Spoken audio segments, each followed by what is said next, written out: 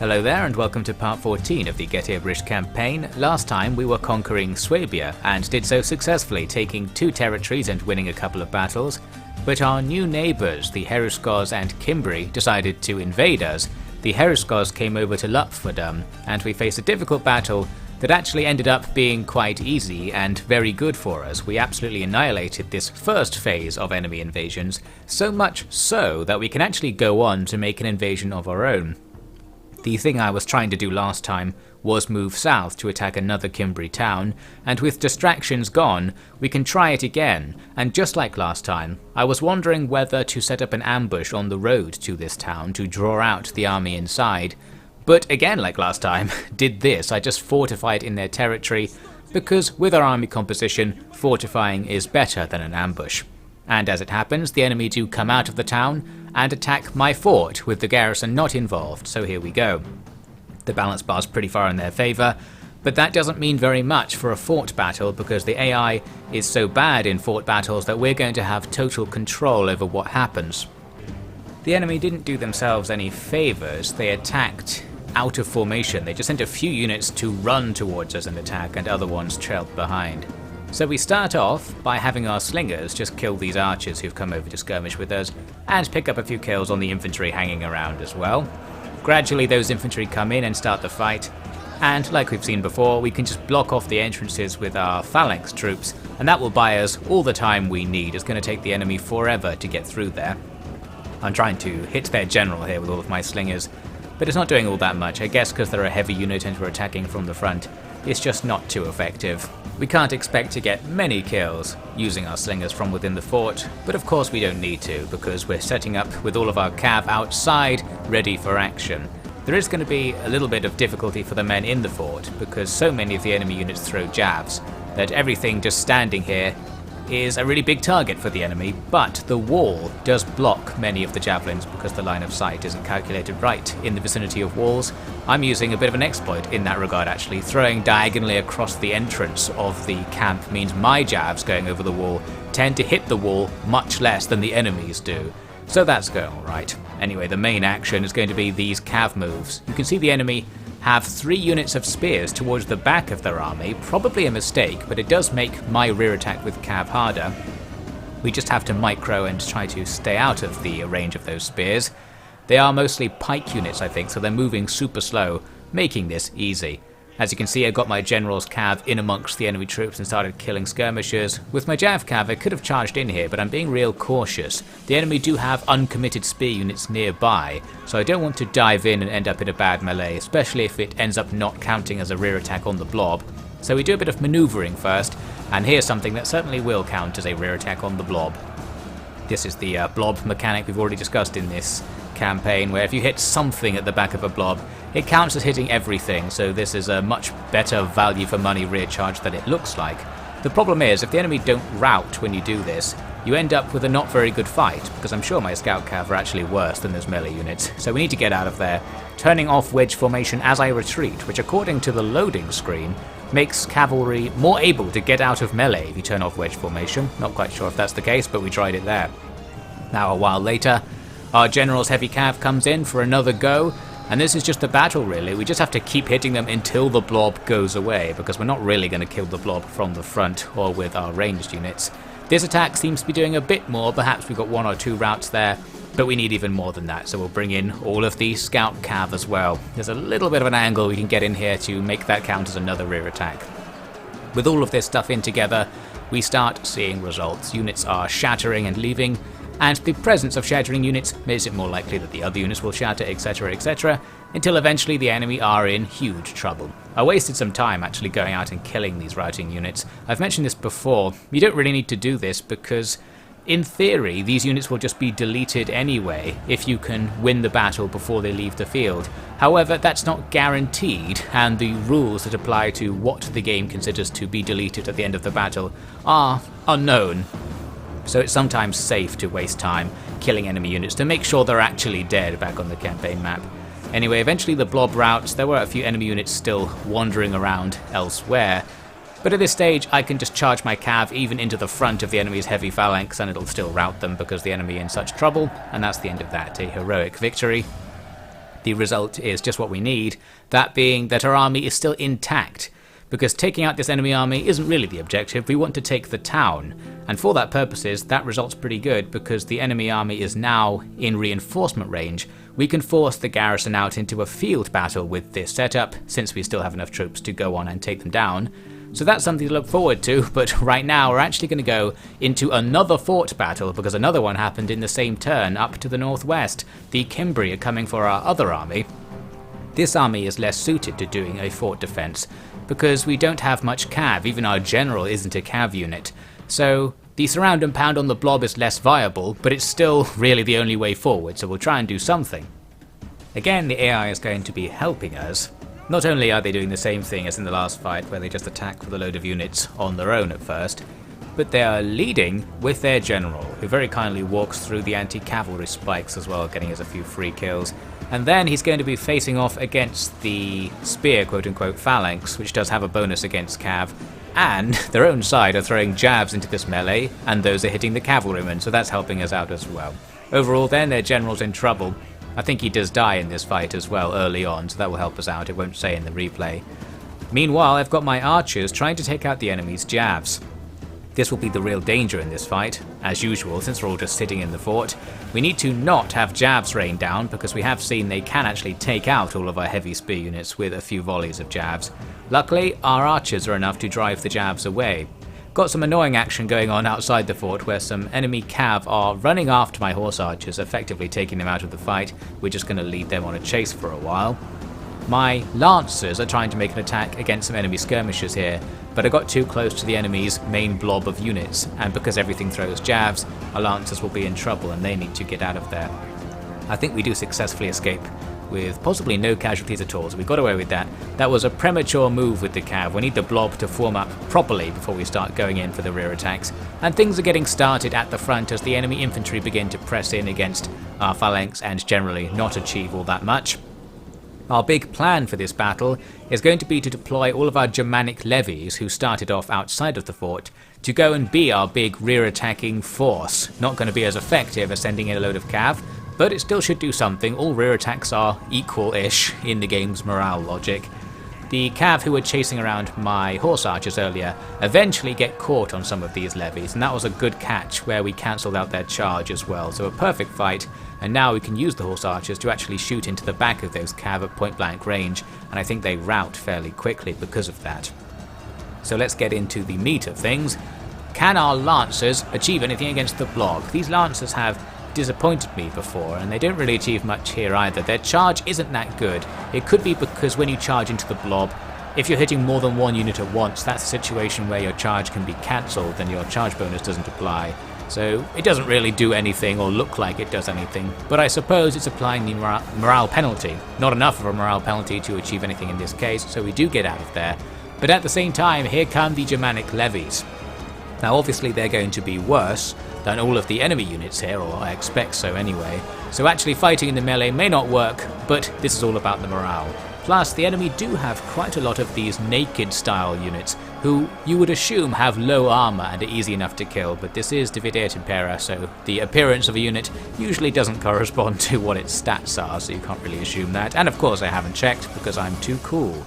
Now the enemy did attack with some heavy swords. That rear attack there could have cleared out my levies since they're easy to rout, but at the same time we rear attacked those swords and ended up routing them first, so we got away with that.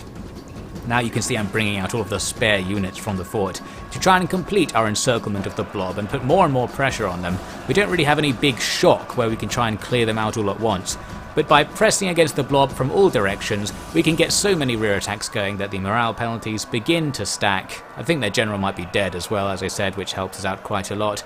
And slowly but surely we get everything routing, and they can't really rout out of this situation because they're so surrounded. We're going to end the battle right away with no pursuing of routers this time, and that just means the enemy will somewhat be deleted. 1,000 of them survived. I'm sure if I did that manually we could have killed like all of them, so there's a case where not pursuing enemy units was a bad idea, or it would have been a good use of time to do it. It's always hard to know, but for the sake of time, we plow on. We can use our turn to go after the survivors anyway and try to take them out, but this isn't as easy a decision to make as it usually is, because in this case, going after them will effectively use up our whole turn, and there are other concerns nearby. This Heriskos stack is the main one, and what I'm wondering is any of this river counting as a river crossing? Because if it does, and the enemy don't have to waste a turn crossing the river, they could go and attack Rugian potentially, depending on their range. But in the end I thought, well, we're going to have to just ignore them, because if they can cross the river, we'll just deal with it afterwards. If they can't, then it would be handy to kill this little Cimbri stack before it either replenishes or just sits on the edge of our territory raiding again. So, long story short, I do kill them. The other thing we need to consider is that there is another Cimbri army just over this little border we're next to, so we need to be ready to fight them, and we can just about set something up here with the last remnants of our movement points. We can shuffle a little bit closer to the main road, with enough points left to start an ambush. So there we go, now we have some defensive plan set up. We might ambush them as they walk past, or they'll walk past without an ambush, and then that will be really annoying. I took out the rebellion that's currently going on in Swabia. You might remember I mentioned this last time. I was just ignoring them for a while, let them grow bigger, and then our allies actually came over to help, so we killed them pretty easily. Although also I did recruit a ton of trash levies to help out with this auto-resolve. And then with this leftover army, I'm going to bring it over to the front line, because having a half stack of trash can be very useful, if only for raiding enemy territory, being a distraction, and contributing to auto-resolves. Having sheer numbers helps you out a lot in auto-resolve, so we'll bring them over to help. Now though, we're going to get back to the thing I mentioned earlier. We can do a siege draw-out by attacking the survivors of the Swebos army we killed at the start of this part. The garrison's coming out, and while it says they have an advantage, with garrisons the balance bar tends to lie, so no need to worry about that. Let's try and kill them all. We didn't have a very good map for this fight. The enemy had this gigantic hill they could deploy on, but that's not an enormous deal. The main problem to start with was just that I couldn't see them because the hill blocks your line of sight. So I need to send some cav up on top of the hill to see what we're working with, and the answer is not much actually, because all their reinforcements haven't showed up yet, so there's nothing up there. This means I could try and run up the hill and occupy it, but there's no particular advantage to being on top because then you're just fighting a flat battle against the enemy. So we're going to stay down the hill and try and get them to come down, which is certainly possible with the AI being easy to aggro. I set up on the slightly lesser slope over to the side and hang around with my ranged units ready to shoot, and the enemy do very nicely come into range so I can shoot them. We're going to be able to pick up a few kills like this, but this wasn't quite enough to aggro the enemy. They did have the foresight to wait for their reinforcements to show up before they actually started sending stuff to rush down at me. So we can just wait, we're in no hurry. I'm going to send my Javcav to go up around to the enemy's left, since there were a couple of unguarded ranged units I could charge right into. We do that, but because they're skirmishing away, we are drawn quite close to the rest of the enemy stuff, and you know how it is, once you get close to stuff, you get javed, so because of that I'm actually going to get out of there. But I did rout both of the units I attacked just before I ran away, so overall, that was a nice little cavalry raid, and at least we've got the enemy's jabs out of the way now. They have more skirmishing units, but for now they're going to use them to sort of skirmish with me. They're going to run up to our line and die, to be more accurate, because this one arch unit can do nothing due to the fact our slingers outrange them. We are shooting uphill, but I genuinely don't know whether that does anything in this game. There might be a few Total War games where shooting at a higher elevation actually reduces the power of the attacks. I don't think this is one of them off the top of my head. Not that it would actually tell you if it was doing that, it's just not that sort of game series. Anyway, you can see I've got my Javcav to now be behind the enemy army, where their general is hanging out, so we're just going to try and throw some jabs at him. And everything else is starting to come down the hill and charge into the front of our phalanx, where now it's a fight on flat ground. So that's just what we need, very good stuff. The slingers have great line of sight on everything that's still coming down the hill, so really fighting next to the hill actually makes things a bit easier than fighting on a purely open map. On the left side here, our general has taken out some townsfolk who were trying to outflank us, just not going to happen. And now it's time for us to outflank the enemy. At the back, the enemy general is in huge trouble because he can't catch up to my horse archers and Javcav, and we are killing him. He's like a phalanx unit, so he's extra vulnerable to being just peppered with jabs due to their close order formation. There's another weakness to phalanxes actually, which is currently affecting me.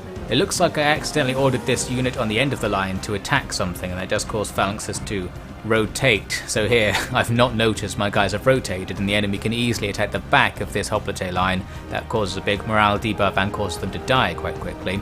Here's another advantage to that hill.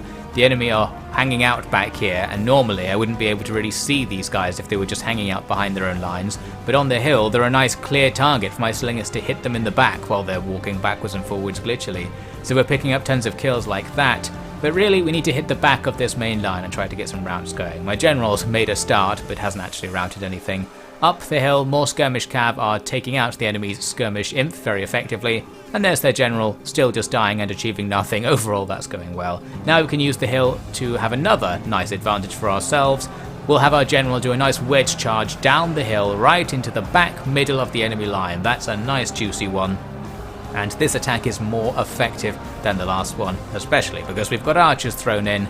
Doesn't look very effective, but it's the same morale shock as the heavy cav charge, and everything starts to rout right across the line. That's just what we need. This is a siege to rout, remember. Our goal is to kill everything there, and since they routed while surrounded, that's going to be easy. The battle is over at this point, everything chain routed after that big rout. I just wanted to focus in on this little fight. Let's see the action replay. This is some of the most ambivalent fighting I've ever seen from that slinger. He could not be bothered to block or attack, and after the fight he just walks off. So that's not very good for finishing the enemy off. Our men can't be bothered to do it. But eventually, the fact we have tons of light cav allows us to chase everything down.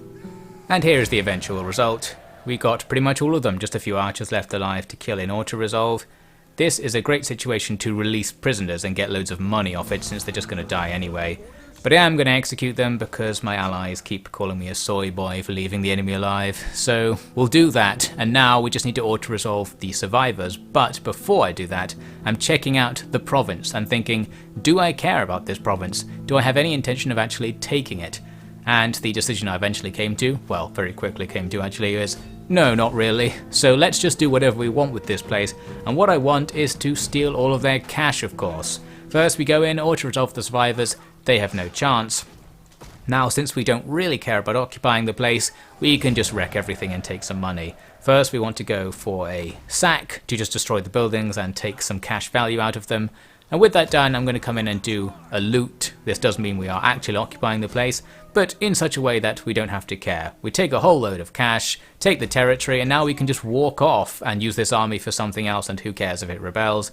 And there's confirmation, these Suebos are dead. That war is actually over. For some reason I thought they had other territories, but no, they don't. Very suddenly we have won that whole thing, which is great. Now we've got this whole army freed up to do other stuff, or freed up to just stand here and farm rebels off the territory if you want some more money as well, so that's a good option. Things are starting to look up. And then things get better because I started doing some diplomacy. We now border the Ubii here, and I was able to get a trade deal with them, so trading through my now wrecked new acquisition. We can also force them to pay us for the privilege, and they were willing to get a non-aggression pact, which is great because they are a reliable faction. There's a chance they actually won't declare war on us with that pact in action. And we might start to get control of the campaign back, get to the point when we can decide who to invade next. We also fleece the Bruki for a trade deal, which is nice, but they still won't ally with me. And we get a trade deal with the Ardii. No fleecing here, but this proves to be the best trade deal of all, because after we take it, it reveals an extra part of the map there. This trade route we've got is going all the way around the western edge of the world, which is very handy because it gives us diplomatic contact with all these other factions. We're now allowed to talk to them. I was confused by this, and checking in, it's revealed that it's because we have Rugion. That's our trade port. So yes, we're just doing this really long trade route all the way down into the Mediterranean. And it's time to start using it, because with that diplomatic contact, we can get more trade deals and do more fleecing. There are loads of small factions that probably don't have many trade resources, and they're willing to pay me for a trade deal. So we can fleece a whole bunch of cash off a whole bunch of people. We've got some of the Iberians there. Here we're grabbing the Iceni in Britannia. The only downside to doing this is that their enemies might not like me for doing this because I'm dealing with their enemies. But whatever, we'll deal with that if it ever actually becomes a problem later. We also get the Namnates Confederation there, and the Oritani, another Iberian tribe. So between all of those factions, we've now got some serious trade going on. We picked up something like 10 grand in bribes there to have the trade going. And the trade itself makes us an extra 1,000 a turn. That's like half a stack of troops. Not bad. Holding Rujon is going to be critical then for maintaining our economy, so we'll keep that in mind. But overall, things are really good. We've got tons of cash in the bank, we're making easily enough money to have another army if we need one, and we've got a large food surplus. The only thing I can really spend the money on right now is actually upgrading farms, which I'm not doing because not only do I not need it, but doing so gives you a big public order debuff, which I don't think I can sustain, so we're kind of stuck at tier 2 of buildings for the most part. That means the only way for us to blow through this 50 grand we're sitting on is to do random politics action, so we can just send people out on diplomatic missions to make other factions like us, and you get all these random bonuses, although it doesn't explain what they are. It just says things like, your cavalry are now better. Don't know for how long, don't know how much better, but you know, it sounds like a good thing. Maybe it's worth the cost of doing it. I also wanted to say, by the way, that I was here looking at the objectives, and this is a good point to mention that my plan for this campaign is to end it when I complete the current chapter. So the actual short victory condition, if you like, will be to have 25 regions, which is our current chapter objective, but I do also want to do the whole thing about fighting the Royal Scythians as well, which is part of the bonus objective. So that will be my goal. In the short term, we need to take out the Cimbri and the Heriskos just to finish that off, or at least leave some troops here to deal with them. We'll see what I end up doing, because I haven't decided yet, because I haven't filmed anymore. Why don't you join me next time to find out what happens?